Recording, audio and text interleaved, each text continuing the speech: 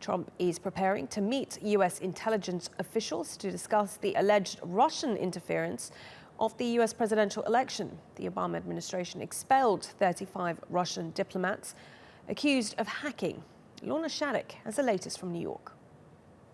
Well, even during the election campaign, when the first allegations came up about Russia interfering in the election, Donald Trump just refused to pin any of the blame on Vladimir Putin. But in a very rare joint statement after the election, all 17 US intelligence agencies said Russia had ordered the attacks on the Democratic National Committee and the email accounts of various campaign officials specifically to interfere in the election. And then the CIA actually went one step further and said Moscow specifically wanted to help Donald Trump win.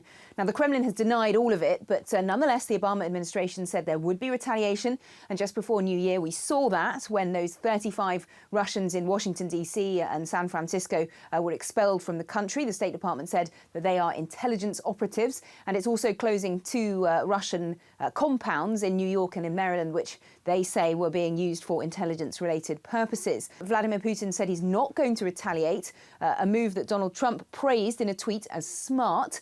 And he also released a statement saying it's time to move on to bigger and better things, but nonetheless that he would be meeting with intelligence officials this week to be briefed on all of this.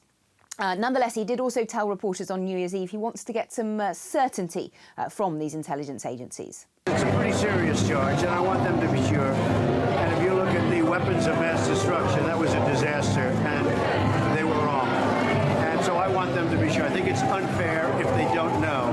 And I know a lot about hacking, and hacking is a very hard thing to prove. So it could be somebody else. And I also know things that other people don't know. And so they cannot be sure of the situation. Like what do you know that other people don't know? You'll find out on Tuesday or Wednesday. But all of this very public scepticism about Russian involvement really does put the president-elect at odds with nearly all of his own party, including the House Speaker Paul Ryan, who actually said the Obama administration measures should have come sooner, and those noted Republicans, John McCain and Lindsey Graham, who've also said they want to get together Republicans on Capitol Hill to put more sanctions on Moscow. So it's likely that Donald Trump, in the very early days of his administration, could be heading for a very public showdown with Republicans on Capitol Hill.